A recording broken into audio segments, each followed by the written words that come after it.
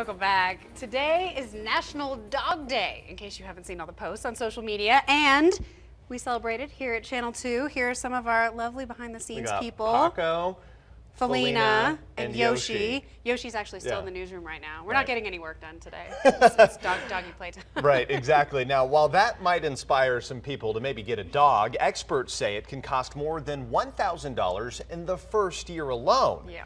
Andy Guevara has a look at some dog owners who spend even more on their furry best friends. Haven Rowland doesn't mind spoiling her dog Caddy.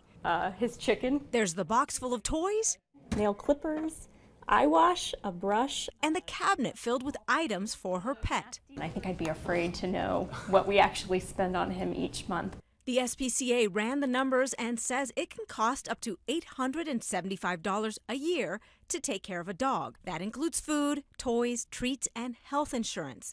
The first year is even costlier, with expenses like vaccinations and spaying or neutering. Some owners spend even more.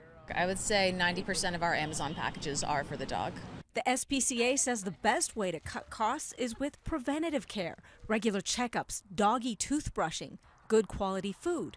And you can lower your vet bill by only getting vaccines your specific dog needs. Hey, Dante. Veterinarian Kristen Frank says adopting a dog from a shelter also saves money. Any cat or dog adopted from a shelter will already be spayed and neutered.